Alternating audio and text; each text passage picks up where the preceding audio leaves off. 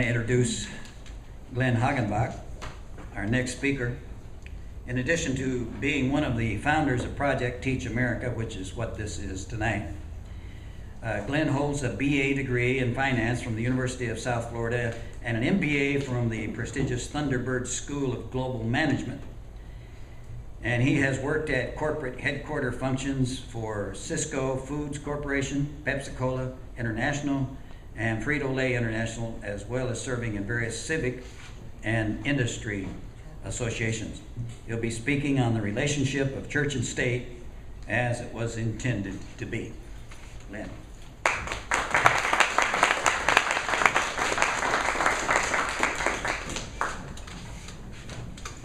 Good evening. I'm going to take you on a little trip here.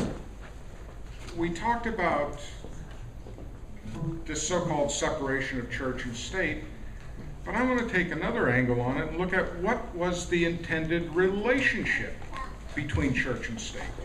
Okay? You ready to go, Chuck? Yes, sir.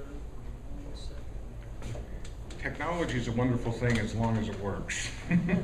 And it's working, right?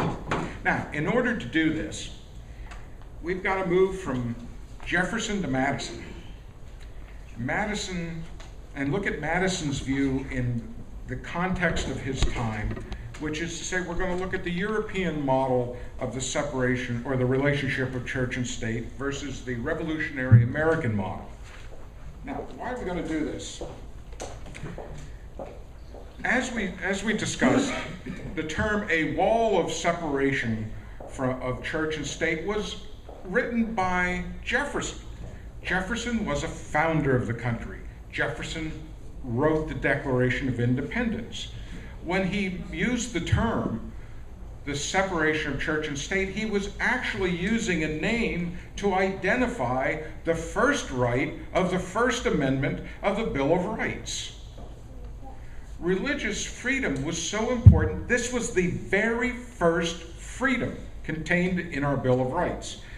But Jefferson had no part in writing the Constitution. He was in France as a Secretary of State.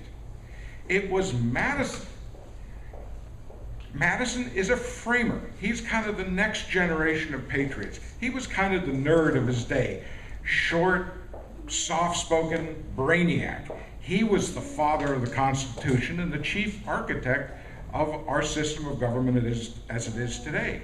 He also wrote the Bill of Rights. So when Jefferson was quoting the Bill of Rights, he's really quoting Madison. So let's look at what Madison had to say.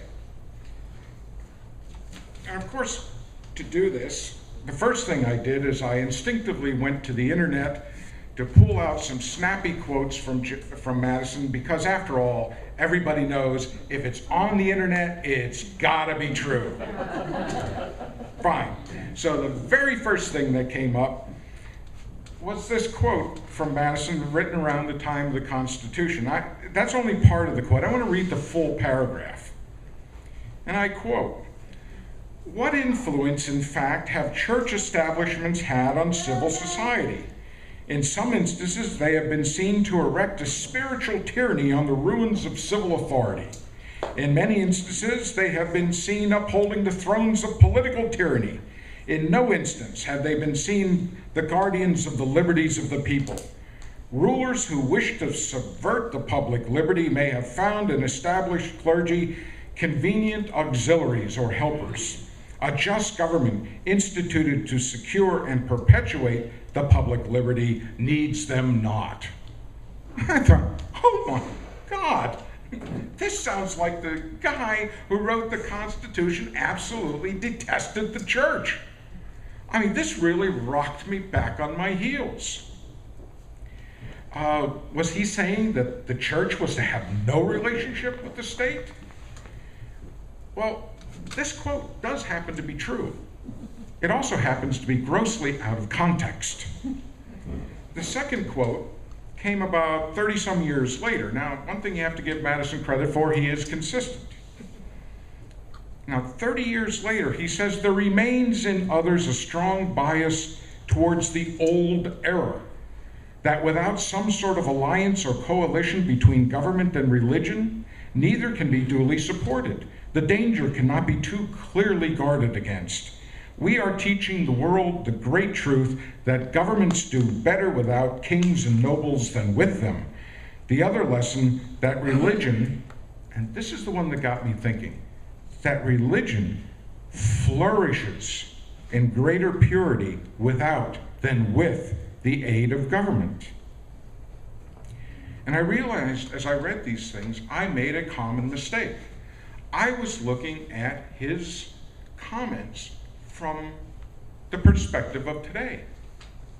Today, when we look back over 200-300 years, we see growing religious freedom up until recently. What is Madison talking about? What danger is he talking about? It was only when I took myself back to the time of the Constitution, and remember, the men that founded this country knew their history and knew it very well. When I took myself back to that point in time and looked back several centuries, I realized I'm not looking into American history, I'm looking into European history. And when we do that, a very different picture emerges. Here is the old European model of the relationship between church and state. Now, time limitations will make me speak in very broad generalities, and I do so with the understanding that all generalities are bad, including this one. So I'll go through it very quickly. It started with the concept that there is an all-powerful God. The state at the time was made up of noble families headed by a king. This was an elitist group who felt that by their birthright and no other reason, they were entitled to power. They were entitled to wealth. They were entitled to the best food. They were entitled to privilege. Talk about an entitlement system, man. This one, shall we say, was the king, okay? The king was over the nobles and claimed to rule by divine right. He had absolute authority over the lives and deaths of his people, and he was unquestionable and answerable only to God. He was also seen as either the head or the defender of the faith. Now, there's some real problems with this model because you see all the power is concentrated up here. There was only, at the time, one church permitted, one form of religion permitted. Well, this is an unhealthy relationship for the church as well. Because if everyone is forced to belong to a church, you're filling your church with people who may not really agree with you and are afraid to say anything. It does not become an institution of liberating people's souls, but oppressing them. The other thing that was happening during this time is that the noble families, children of the noble families, were becoming officials in the church. The interests of church and state became intertwined and codependent on each other. The king needed the blessing of the church in order to establish his legitimacy. The church, having properties spread throughout Europe, needed protection. And they developed this codependent relationship. As for the people, well, for the people it was actually very simple. What the church says goes, and what the king says goes, or else. Hopefully, the king and the church were saying the same thing. And looking into European history, one of the worst examples we see is our buddy, our pal, Henry VIII of England. Henry wanted a divorce. The church said no. Henry said, I've got divine right. You know what? I'm going to create my own church. So he breaks, in 1534, Henry breaks with the church. He passes a law declaring himself to be the head of the Church of England on earth. his next move was to declare a law making it treason to disagree with the first law. And as we all know, treason is punishable by death. And punish Henry did. In his 35-year reign, he beheaded about 70,000 people. That works out to about 6 people a day every day for his 35-year reign, or about the population of London at the time. They were the lucky ones. That was quick, as compared to the drawing and quartering and being hung up until your body rotted and things like that. Henry also ransacked all the monasteries. The priests and the nuns that disagreed with him were burned at the stake. The money from the monasteries went into Henry's personal treasury, his personal bank account. And, it basically created a reign of tyranny. Starting around the time of Henry VIII, Europe enters into a period of religious wars that were sporadically fought all across the continent. This lasted for 124 years of religious, and I'll tell you, there were atrocities on all sides. People were willing to flee to the wilderness for religious and civil freedom. 7 of our 13 original colonies were founded during this period of religious persecution. Now, under a scenario like this, let me ask you something. Do you think people were just a little intimidated about expressing their beliefs? Do you think the church was compromised in a situation like this? I don't care which church you're talking about, either church. Do you think they were compromised? Can you see how an established clergy could be persuaded to become helpers in oppressing the people? God would have your soul, Henry would have your head.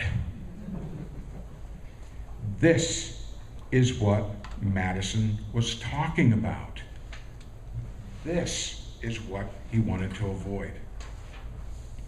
More than anything, the framers and the founders of this country wanted to avoid the religious persecution, the political persecution. They wanted to avoid the upheaval and economic instability of warfares fought all across a continent. This was the danger that Madison was talking about. And to separate ourselves from this model is why we fought the revolution. Our people came here at the risk of their lives and their fortunes to establish their civil and religious freedom. They fought for it, they starved for it, they died for it, and they were not about to let any government, foreign or domestic, take this away from them. This is why our Constitution was written. We created a new revolutionary American model, very different than what the tradition of Europe. And since a picture is worth 1,000 words, or in my case, for those of you who know me, possibly 2,000 words, I decided I'd try to come up with a graphic of what this new model looked like. And here it is. I know.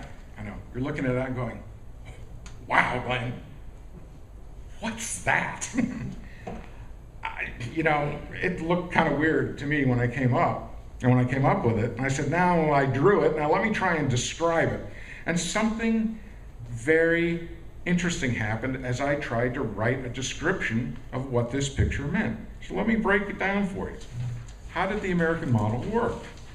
Well, it starts off with the idea of nature's God.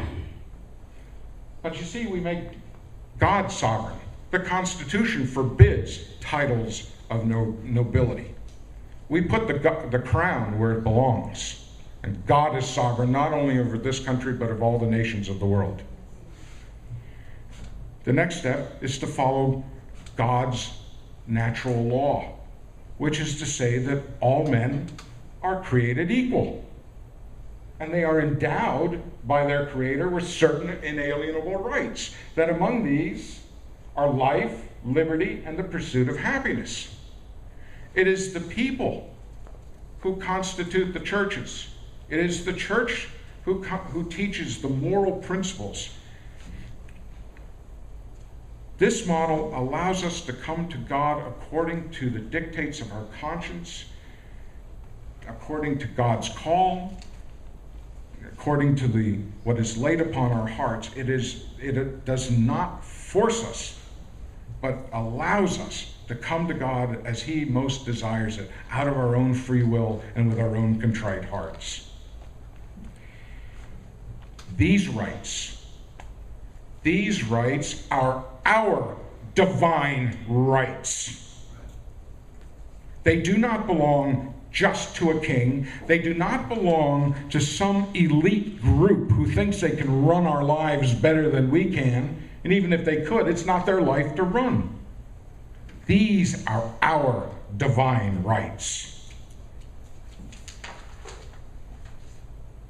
And to secure or protect these rights, governments are instituted among men, deriving their just powers from the consent of the governed. The people have the right to institute government, laying its foundation on such principles most likely to affect their safetyness and happiness. Folks, what am I quoting here? Where are these words coming from? Do they sound familiar? Anybody? It comes out of the Declaration of Independence. So Madison's Constitution realizes the principles set out in Jefferson's Declaration of Independence. Madison designed the Constitution that restrains the federal government, limits it to defined and numbered powers with a system of checks and balances to protect and serve our liberty, not to define it and dole it out. And when it comes to protecting religious liberty, you must create a wall of separation as defined in the Bill of Rights, which is, you do not let the government establish a religion, nor do you allow it to interfere with the free practice of one. But why? Well, Madison said it best, so that religion flourishes in greater purity. Religious institutions that are not intimidated, not compromised, not encumbered by a government can better perform their civil duties. And that civil duty is teaching moral principles that are the foundation of the country to this generation and future generations.